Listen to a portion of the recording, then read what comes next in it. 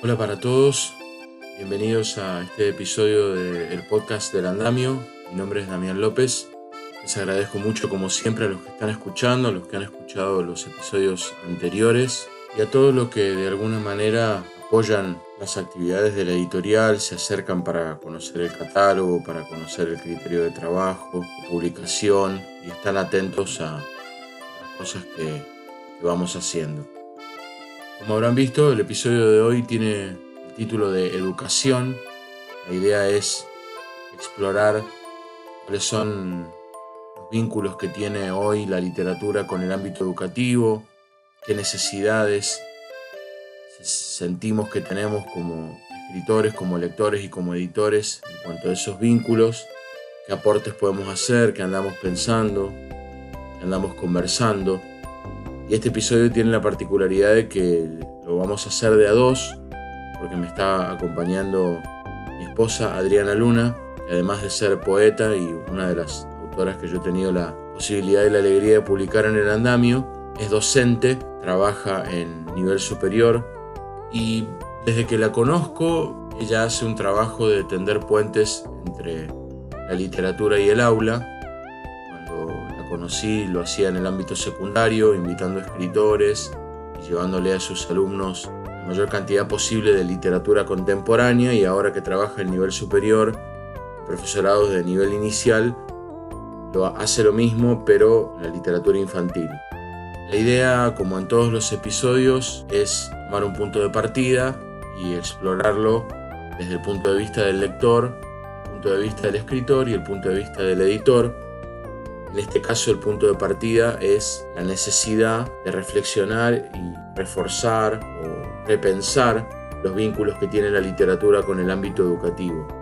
Tal vez un buen lugar para empezar a reflexionar sobre ese vínculo es nuestra propia experiencia. Creo que todos hemos escuchado en cantidades similares relatos de gente que fue ingresada de alguna manera al mundo de la literatura por sus profesores de secundario, gente que les estimuló la lectura y les presentó libros que los cautivaron y que los llevaron a construir un vínculo muy fuerte con la literatura, no solo como lectores, sino tal vez como escritores. Y también hay relatos que apuntan a todo lo contrario, ¿no?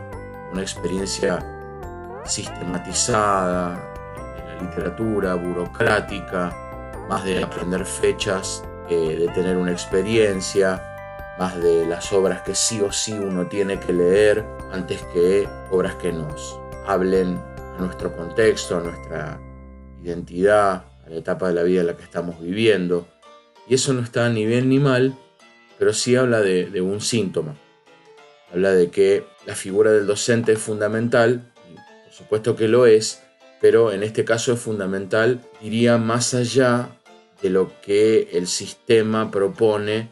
más allá creo que hay mucho para de cómo pensar está y para pensada la enseñanza de la literatura como política educativa.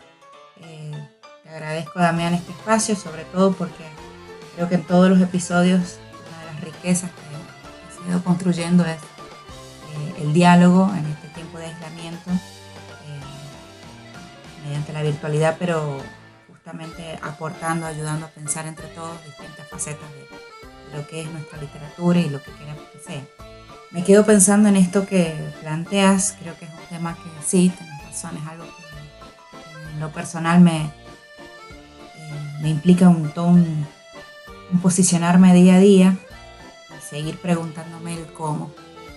la gran pregunta de la didáctica, ¿no? Y en esto de la propia experiencia que planteabas, de cómo ha sido la relación entre la literatura y tal vez en nuestra propia historia educativa, académica, creo que influye muchísimo no solamente pensar o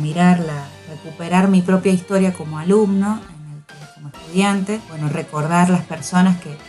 digamos me iniciaron en esta experiencia lectora, de lecturas literarias, y si fueron favorables o desfavorables. Pero creo que también hay que pensar, yo en vez de decir más allá, diría antes, es mirar la figura del docente también en su propia experiencia lectora. Es decir, nosotros miramos cuando fuimos estudiantes, cómo puedo recuperar en mi memoria cómo fue mi contacto con la literatura. Seguramente nos iremos a esta etapa de jardín de infantes en la que todavía es probable que nos acordemos de algún canto, alguna ronda, algún juego, alguna rima. En la primaria es probable que esta memoria disminuya, porque lamentablemente las articulaciones ahí se van debilitando. Y en secundaria, que ya habría un universo genial para acceder, llegamos a esta polarización, ¿no? A esto de experiencias muy favorables y experiencias que me alejan por el otro lado. Y creo que muchas veces tiene que ver con un docente que también perdió su propia experiencia a lo largo del tiempo con las lecturas literarias. Se fue institucionalizando cada vez más, fue respondiendo de manera cada vez más asidua a las necesidades, las exigencias, una escritura laboral, una lectura laboral, y entrando con mayor profundidad en el canon y tal vez olvidándose del poder que tiene de construir uno propio. Entonces esta obediencia al canon, este seguirle la huella al canon, a lo que hay que hacer leer en el aula, implica seguirle la huella también al abordaje, qué preguntas hacerle a este texto, a cómo se trabaja, a seguirle la pista a lo que otros ya hicieron con estos libros, con estos textos, con estos autores, y no tanto a lo que yo haría o cómo puedo ofrecer un abordaje específico para trabajar este texto con estas personas que tengo este tiempo, con las que voy a convivir en el aula este tiempo. Y que eso implica toda una serie de particularidades específicas para que se encuentre este autor con estos lectores. Me parece que en la cantidad de esfuerzos pedagógicos que hace el docente de preguntarse este cómo, que genera mucha incertidumbre, que genera mucha desorientación a veces, que es un trabajo muy aislado, que implica una serie de soledades, justamente vemos la necesidad y la importancia de qué bueno sería que existiesen espacios que pudiesen acompañar al docente en todas estas definiciones. No de nuevo para decirle el qué y el cómo, sino para ayudarlo a pensar y a que tenga espacios disponibles que le ayuden a enriquecer su trabajo docente, pero pensándolo a él como lector, pensándolo a él como público, como espectador, y ofreciéndole posibilidades para vincular y enriquecer su tarea docente, no solamente pensándolo desde una historia de la literatura, sino desde una pedagogía de la lectura. Es decir, entendiendo que la lectura requiere una sistematización, por supuesto, requiere una previsión, pero sobre todo requiere de una experiencia personal que necesita ser explicitada, que necesita tener su tiempo, su espacio, y que tal vez la sistematización sea mucho más sencilla que plantear una historia, una línea de tiempo, una serie de datos memorísticos. Creo que esto que va diciendo Adriana también se va relacionando con otras cosas que se dijeron en episodios anteriores, sobre todo la idea de poder construir una cadena de experiencias. Entonces, una iniciativa en la literatura va despertando otras iniciativas en otra gente, ya sea por adhesión, ampliación u oposición. Creo que esto también sucede en la lectura, ¿no? Pensar al docente como lector en su experiencia de lectura y cómo esa experiencia de lectura se transfiere al aula y por ende a los sujetos de aprendizaje que le tocan en cada momento. Como parte de ese contexto también, no tanto en el plano de la experiencia personal, sino en el plano de lo sistemático, algo que sucede acá en San Juan y que probablemente se repita en diferentes ámbitos del país, tiene que ver con la falta de presencia en las currículas, digamos, como política,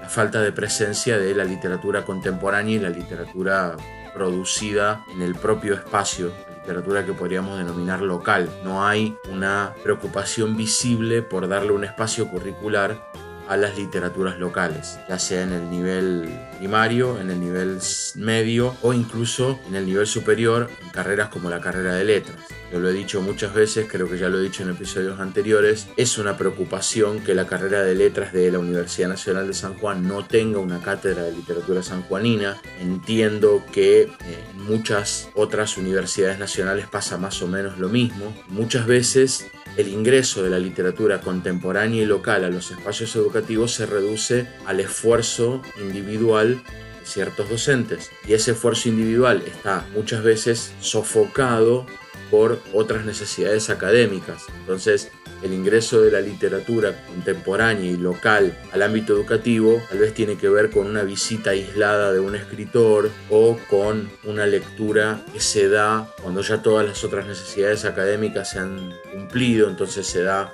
fin de año o la última clase antes de las vacaciones, sean de invierno, sean de verano, y eso da cuenta al mismo tiempo del esfuerzo, la motivación y la inquietud de algunos docentes y también de una carencia a nivel sistemático. Entonces, el ámbito educativo es, diría, uno de los espacios fundamentales y privilegiados para la construcción de un sujeto lector, coloca a ese sujeto lector en una situación en la que el contacto con la literatura de su tiempo y de su espacio es muy limitada y la mayoría de las veces nula. Y eso genera, desde mi punto de vista, una mirada negativa o adversa de la literatura. La mayoría de las personas han atravesado el nivel medio y si han llegado al nivel superior no se han seguido vinculando con la literatura, egresan, por decirlo de alguna manera, del sistema educativo creyendo tal vez que la literatura es el Martín Fierro, que la literatura es un montón de fechas y de nombres y de cosas que sucedieron allá lejos y hace tiempo y no tienen, o mejor dicho, no se les construye la conciencia de que la literatura es algo que se produce permanentemente, que la literatura es testigo y cronista de todo tiempo, de toda época, que hay personas de su misma realidad, de su mismo contexto, de su mismo trato social, escribiendo literatura y construyendo literatura. Una literatura que probablemente se vincule con ellos, con estas personas, de una manera mucho más espontánea, mucho más simétrica, de igual a igual, que una literatura que responde a códigos estéticos de otra época o de otros espacios. Tenemos muchísimo para pensar en esto del sujeto lector y yo vuelvo a la docencia porque creo que el docente no puede separar su función lectora de su función pedagógica. Y en esta tensión o en esta fusión es cuando justamente se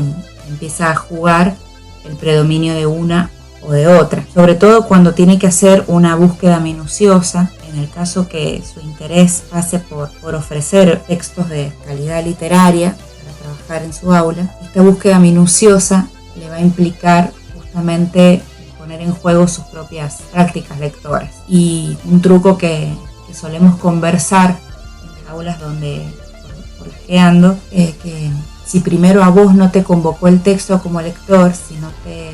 movilizó, no te generó algo desde el punto de vista que te resultó atractivo en relación a su función estética, ¿no? Esto de que no resulte lindo ni apropiado, ¿no? Que te atrajo de alguna manera, aunque todavía no sepas muy bien qué. Y si lograste encontrarte con ese texto, es muy probable que desde ese placer lector puedas ofrecer un abordaje diferente para que el otro también se encuentre de una manera más atractiva, ¿no? Y diferente. Y en esto de la literatura como cronista de su tiempo, me lleva directamente a una situación muy común que sucede, por ejemplo, en los distintos niveles de la educación, ¿no? Seguramente en la secundaria, en el nivel secundario tenemos muchísimos ejemplos para ofrecer esto de cómo leo este texto hoy y cómo leo su tiempo hoy, cómo leo el tiempo en el que fue producido, el tiempo en el que nació. En lo personal, creo que tengo la oportunidad de hacer pensar esto y de pensar con otros con respecto a lo que es la literatura oral, la que nos llega por tradición anónima, en el cuento maravilloso, este cuento clásico, que todavía tiene vigencia y que hoy en día es tan cuestionado, ¿no? Por justamente los valores o el trabajo, el enfoque, la mirada que ofrece sobre el personaje femenino, sobre la educación de los niños, sobre el valor de lo mágico y la resolución de problemas. Se podría trabajar desde tantos lados, pero creo que antes la pregunta siempre es ¿cómo leo este texto hoy, que no fue pensado para este hoy, pero que por alguna razón sigue vigente? ¿Y cómo lo puedo reescribir hoy? ¿Cómo lo puedo hacer dialogar con el tiempo que nos atraviesa? Y tal vez desde ahí desprender una cronología, una mirada temporal, tal vez desde ahí recuperar y construir el contexto de producción y el contexto de recepción, ¿no? pero desde una mirada que apunte sobre todo a un encuentro personal de este presente con la posibilidad que nos ofrece cualquier texto escrito, que es atravesar el tiempo y el espacio y me conecta con otra cultura, con otro momento, con otra historia. Y eso es fabuloso, creo que una de las riquezas que nos ofrece la literatura en todo tiempo, en cualquier edad, en cualquier nivel. El problema a resolver generalmente es que el docente va necesitando y al mismo tiempo demandando y buscando la funcionalidad de la literatura, es decir, lo que le sirve para. Necesito enseñar esto, determinado concepto, determinada idea o contenido, necesito un cuento, una poesía, una obra de teatro, una obra de títeres que me lo enseñe, que me ayude a plantearlo. Y ahí estamos ante una problemática que es generalmente un obstáculo para toda esta situación, para toda esta vinculación entre literatura y educación. Pensar en la lectura vinculada con el ámbito educativo, entonces, implica pensar el rol del docente como sujeto lector, su propia experiencia de lectura antes y durante su recorrido laboral en el ámbito educativo, las condiciones y las posibilidades materiales que nos aporta el sistema. Entonces, ¿qué literatura tenemos en las bibliotecas? ¿Quién tiene que, al fin y al cabo, hacer una inversión económica para adquirir literatura local y contemporánea y poder llevarla al aula? El docente, los bibliotecarios, las escuelas. ¿Qué políticas hay en torno de la distribución y la difusión de la literatura local y contemporánea en los ámbitos educativos? Que es algo de lo que podemos hablar un poco más cuando lleguemos al punto de vista de la edición. Todas preguntas que nos involucran como sujetos lectores, escritores, editores, docentes y sujetos de aprendizaje. Pensando ahora la realidad de la educación desde el punto de vista de la escritura, podríamos preguntarnos qué lugar hay para la escritura de literatura, para la escritura creativa en el ámbito educativo, qué lugar se le da o qué lugar se puede dar a sí mismo el docente que a la vez es escritor. Podemos preguntarnos qué espacios ha generado el sistema educativo para fomentar la enseñanza de la escritura literaria. Podemos pensar de qué maneras los escritores de un cierto espacio geográfico se vinculan con los ámbitos educativos de ese mismo espacio geográfico, si las áreas de literatura de los colegios o si la carrera de letras de un cierto lugar se preocupa por el vínculo con los escritores, qué necesitan uno del otro, qué necesitan los escritores del ámbito educativo, qué necesita el ámbito educativo, qué necesitan los docentes de los escritores y particularmente cómo se retroalimenta o cómo se configura la escritura pensando en el ámbito educativo. Tengo en este momento, mientras estoy hablando, enfrente mío un ejemplar de El perro del peregrino de Liliana Bodoc y me acuerdo de una anécdota que ella me contó cuando estuvimos haciendo una entrevista en El Trapiche, que después derivó en un libro que se llama Encuentro en los confines, que publicó la Ediunc, editorial de la Universidad Nacional de Cuyo, y en esa anécdota Liliana me contaba que cuando escribió El perro del peregrino, que es, dicho muy resumido, una especie de evangelio según el perro de Jesús, se le generó una especie de polémica dentro de las editoriales, y el planteo que las editoriales les hacían era que era un libro que parecía ser de literatura apuntada a jóvenes, pero que era probable que ninguna escuela pública decidiera enseñarlo porque era un libro que hablaba de Jesús y que probablemente las escuelas católicas presentarán inquietudes y cuestionamientos, dado que es una obra literaria que tal vez no tenía un sustento teológico válido para su enseñanza. Entonces, creo que tiene muchas aristas la relación entre el escritor y el ámbito educativo, algunas mediadas por la edición, como en este caso que contaba del perro del peregrino, algunas no, y especialmente una de las aristas importantes también sería como cuál es la influencia del ámbito educativo en el paso del sujeto lector al sujeto escritor también. A esta serie de preguntas son tan oportunas y tan necesarias. Y a esta hermosa anécdota de Liliana, creo que hay que sumarle también algunas otras que nos ayuden a seguir pensando esta vinculación, tanto si existe como si no, vinculación entre educación y literatura. Pienso en la cantidad de filtros que tiene que atravesar una obra con mayor o menor conciencia de su autor, pero que existen, los filtros están existiendo y que evidentemente no se tejen solamente a nivel personal por parte del docente, sino institucional, por parte del ideario, de la identidad propia de la institución, de la región, incluso a nivel jurisdiccional, cómo se van entretejiendo distintos filtros con los que, más que detener la obra como una especie de limitación o de censura, estaría bueno pensar con qué tiene que dialogar esta obra, con qué desafíos se va a ir encontrando en este grupo de lectores, ¿no? En este tipo de lectores, porque también eso nos hace pensar si el autor está escribiendo para, ¿no?, algo que realmente no deja de ser un lector modelo, un lector esperado, distintos conceptos que nos van atravesando en nuestra formación, pero a ver, realmente el autor cuando se siente a escribir lo hace pensando en ser leído por determinado grupo, y si es así, hasta qué punto eso no va limitando o determinando o frenando lo que su obra podría haber llegado a ser si no se hubiese detenido tanto en estar pendiente de querer ser leído por este determinado grupo, o al revés, tal vez pensar en este grupo etario, en este grupo con determinadas características me ayuda, me fomenta, que me acerque más a la realidad y a las posibilidades y a las características del grupo lector, y ver si realmente lo conozco como sujeto lector o si tengo una serie de prejuicios, ¿no?,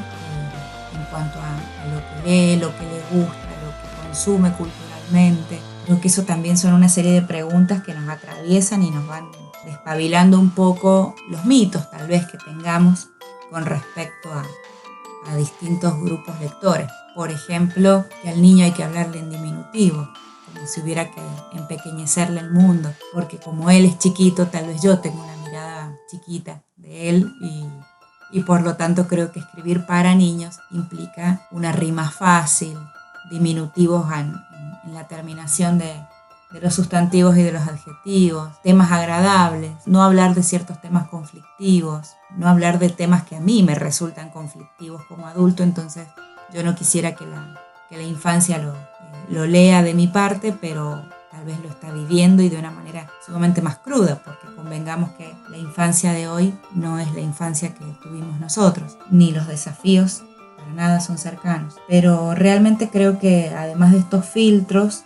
y además de estas preguntas, podríamos pensar qué busca el docente del autor, qué busca en un autor, qué busca en un texto literario, qué busca el autor en la escuela. Esta escuela que no deja de ser un ámbito anhelado, porque ingresar al ámbito educativo implica contar con un público que a nivel editorial, por lo que yo conozco, tiene que ver con el público cautivo, ¿no? Con esto de ofrecerle al lector una colección, es contar con un público que va a estar cautivo para poder completar la colección. Y en esto, en la educación también puede llegar a suceder, si es que no sucede ya, que busque el autor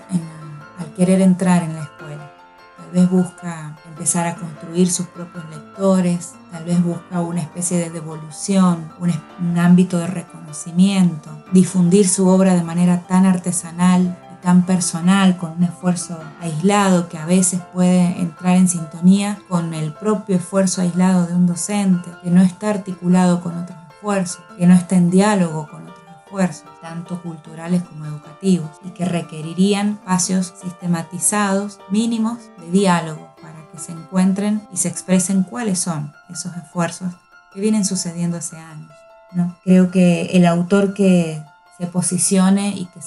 tenga como valorador, como termómetro de sus prácticas, pensar hasta qué punto voy buscando el aplauso o hasta qué punto genero el aplauso con lo que voy a ofrecer a una escuela, ya tiene mucho para trabajar, porque justamente tiene una oportunidad preciosa cuando se le abren las puertas de una institución educativa, y no solamente para hacer conocer su obra, sino para hacer conocer la literatura de su tiempo o la literatura de otro tiempo de la misma región, o para ayudar a que estos estudiantes, tengan la edad que tengan, se encuentren con su propia escritura y también puedan desmitificar la imagen de creer que el escritor es alguien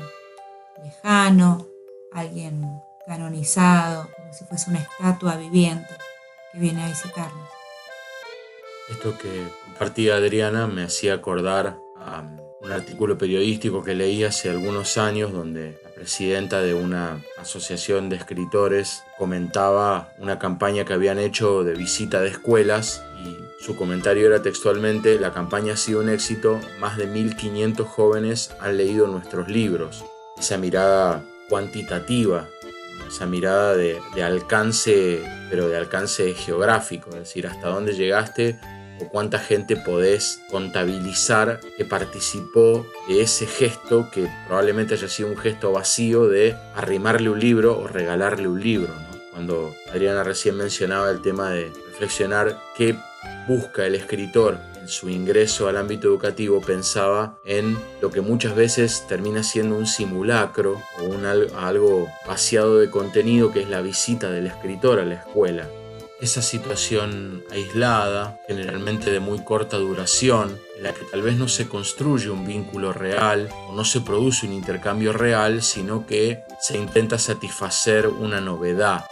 el ingreso de un elemento extraño o externo al ámbito educativo y nada más.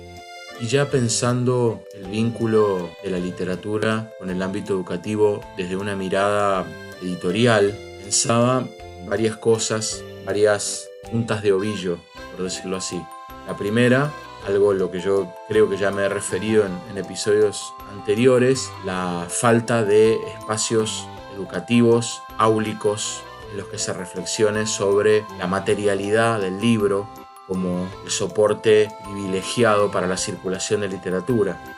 Específicamente pensaba en, por ejemplo, la falta de materias en la carrera de letras que reflexionen sobre el libro en sí mismo, no asociado a una cierta literatura. El libro en sí mismo como objeto histórico y político. Creo que la mayoría de las veces no se reflexiona sobre las condiciones materiales de producción de la literatura y sobre todo las condiciones de circulación de la literatura. ¿Qué rol cumple la editorial, las políticas editoriales, las políticas de circulación y consumo para que a nosotros nos lleguen tales o cuales literaturas en los ámbitos educativos? En el caso del nivel superior, pienso en carreras como letras, bibliotecología, los profesorados docentes. Ahí me parece, y ojalá haya gente que me contradiga, hay una carencia de espacios para pensar el libro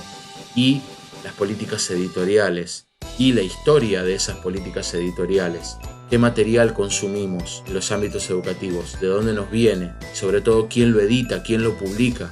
¿Quién lo hace circular? ¿Qué editoriales tienen representantes y agentes de ventas que vengan al aula y regalen libros y nos acerquen material? ¿Y qué otras editoriales están, tal vez desde la autogestión, visibilizando otras literaturas, otras miradas del mundo? ¿Qué literatura entra al aula? ¿O cómo llegamos nosotros a tener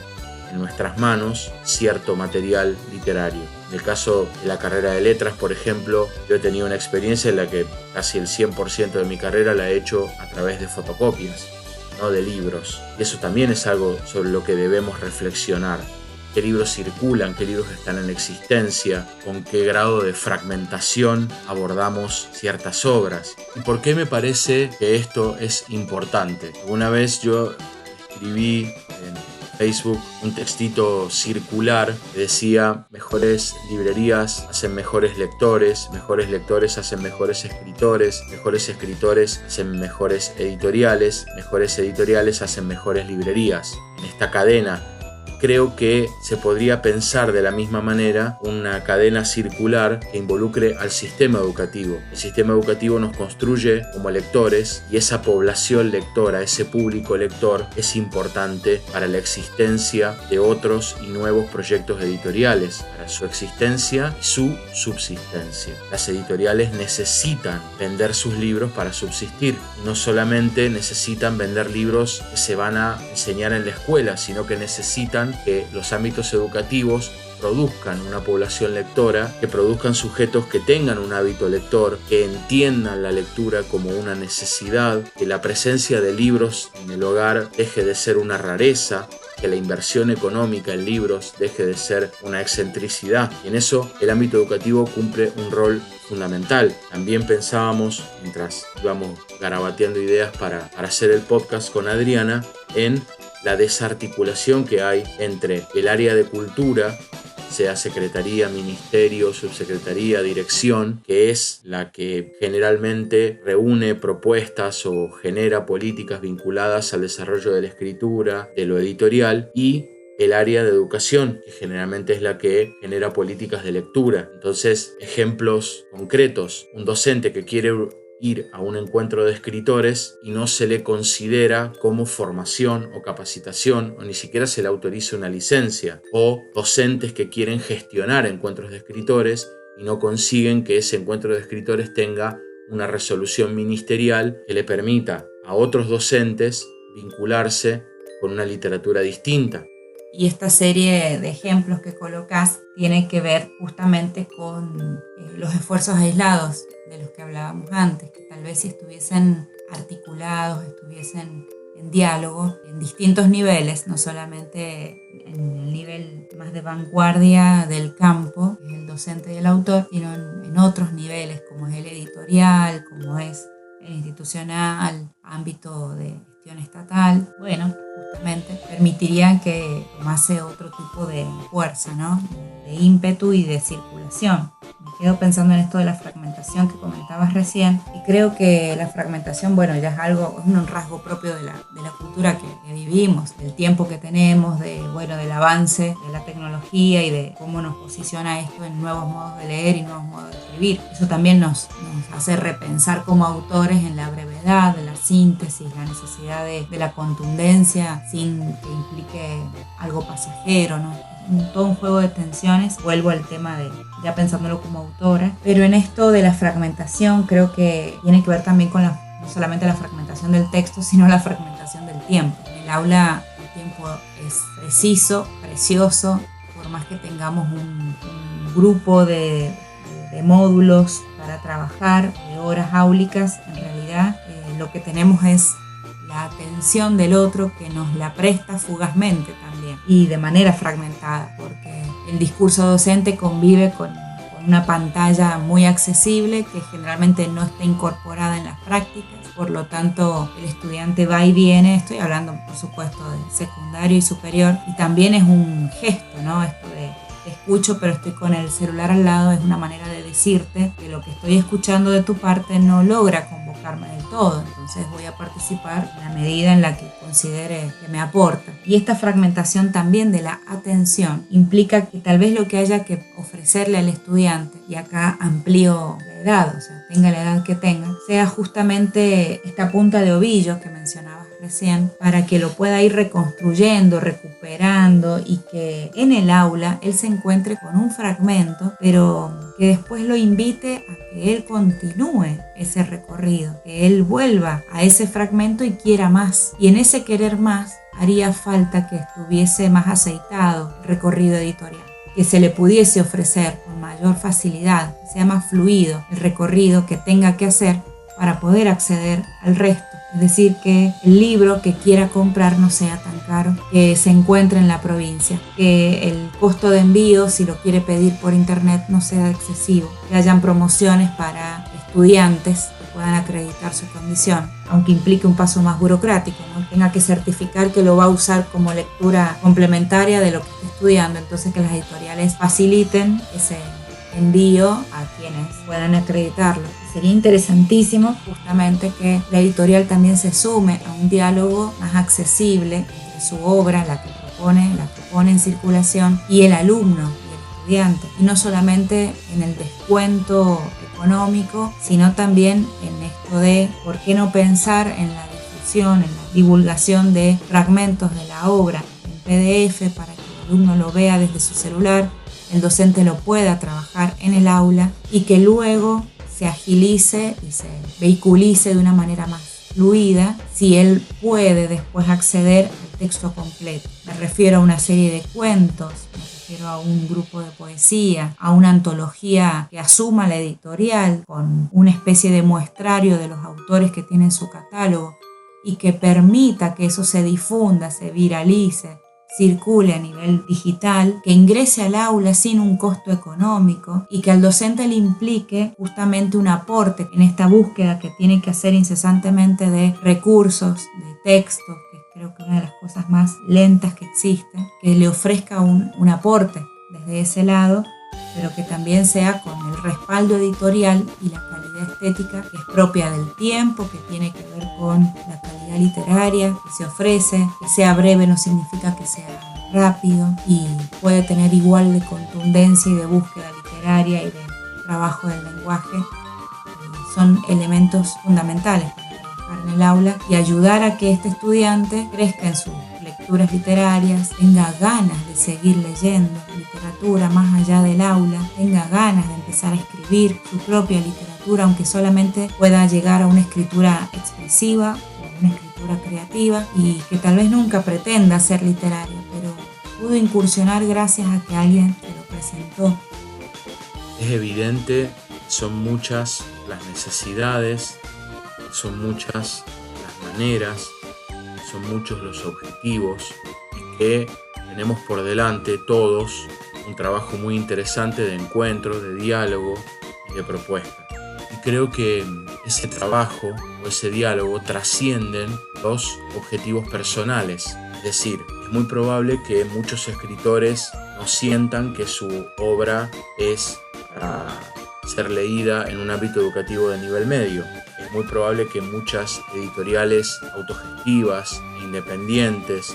artesanales, sientan que no tienen el interés de su obra ingrese como objeto de estudio a las escuelas, o que tal vez no tengan una capacidad de producción tal que les permita distribuir su obra en escuelas. Tal vez haya editoriales que no estén de acuerdo con que se construya una antología virtual que circule por las escuelas. Tal vez haya docentes que no puedan, por sus propios medios o por sus propios esfuerzos, encarar un nuevo proyecto como es el de empezar a consumir literatura local y contemporánea para ver qué pueden o qué no pueden incorporar a su currícula. Pero igualmente creo que este diálogo nos involucra a todos, como actores de la cultura, como actores de la educación, porque a la larga creo que todos vamos a encontrar un beneficio, porque el objetivo final es la construcción de un público lector cada vez más maduro, cada vez más consciente de la producción cultural y editorial de su tiempo,